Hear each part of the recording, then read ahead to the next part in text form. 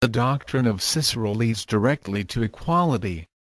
4. Occupation being pure toleration, if the toleration is mutual and it cannot be otherwise, the possessions are equal. Grotius rushes into history. But what kind of reasoning is that which seeks the origin of a right, said to be natural, elsewhere than in nature? This is the method of the ancients. The fact exists, then it is necessary, then it is just, then its antecedents are just also. Nevertheless, let us look into it. Originally, all things were common and undivided. They were the property of all. Let us go no farther. Grotius tells us how this original communism came to an end through ambition and cupidity. How the age of gold was followed by the age of iron, and sea. So that property rested first on war and conquest, then on treaties and agreements. But either these treaties and agreements distributed wealth equally, as did the original communism, the only method of distribution with which the barbarians were acquainted, and the only form of justice of which they could conceive. And then the question of origin assumes this form: how did equality afterwards disappear? Or else these treaties and agreements were forced by the strong upon the weak, and in that case they are null. The tacit consent of posterity does not make them valid, and we live in a permanent condition of iniquity and fraud. We never can conceive how the equality of conditions, having once existed, could afterwards have passed away. What was the cause of such degeneration? The instincts of the animals are unchangeable, as well as the differences of species. To suppose original equality in human society is to admit by implication that the present inequality is a degeneration from the nature of this society, a thing which the defenders of property cannot explain. But I infer therefrom that, if Providence placed the first human beings in a condition of equality, it was an indication of its desires, a model that it wished them to realize in other forms. Just as the religious sentiment, which it planted in their hearts, has developed and manifested itself in various ways. Man has but one nature, constant and unalterable. He pursues it through instinct, he wanders from it through reflection, he returns to it through judgment. Who shall say that we are not returning now? According to Grotius, man has abandoned equality. According to me, he will yet return to it. How came he to abandon it? Why will he return to it? These are questions for future consideration. Reed writes as follows: the right of property is not innate, but acquired.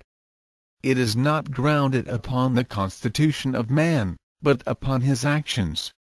Writers on jurisprudence have explained its origin in a manner that may satisfy every man of common understanding. The earth is given to man in common for the purposes of life, by the bounty of heaven.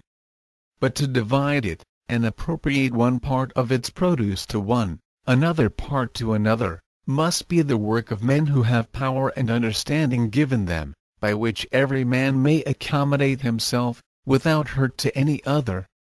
This common right of every man to what the earth produces, before it be occupied and appropriated by others, was, by ancient moralists, very properly compared to the right which every citizen had to the public theatre, where every man that came might occupy an empty seat, and thereby acquire a right to it while the entertainment lasted.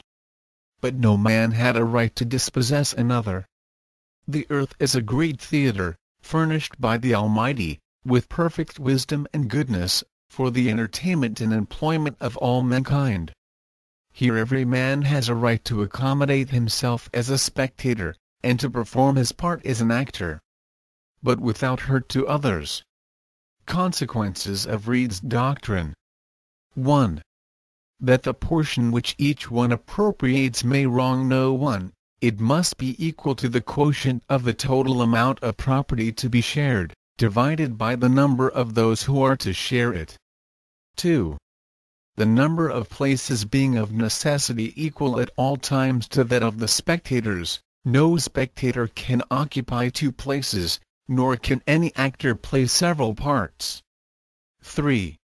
Whenever a spectator comes in or goes out, the places of all contract or enlarge correspondingly. 4. Says Reed, the right of property is not innate, but acquired. Consequently, it is not absolute.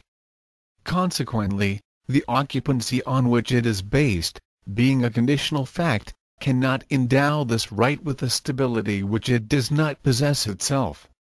This seems to have been the thought of the Edinburgh professor when he added, a right to life implies a right to the necessary means of life. And that justice, which forbids the taking away the life of an innocent man, forbids no less the taking from him the necessary means of life. He has the same right to defend the one as the other. To hinder another man's innocent labor, or to deprive him of the fruit of it, is an injustice of the same kind, and has the same effect as to put him in fetters or in prison, and is equally a just object of resentment.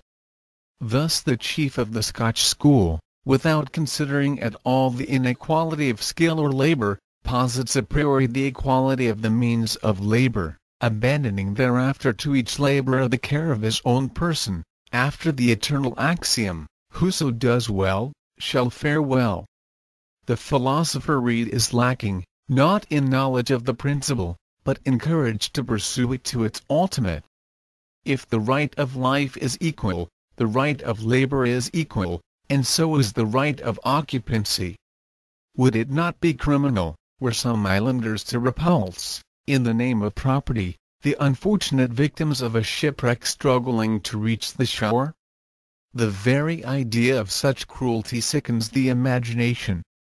The proprietor, like Robinson Crusoe on his island, wards off with pike and musket the proletaire washed overboard by the wave of civilization, and seeking to gain a foothold upon the rocks of property.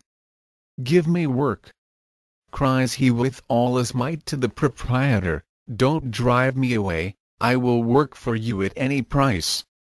"I do not need your services," replies the proprietor, showing the end of his pike or the barrel of his gun. "Lower my rent at least.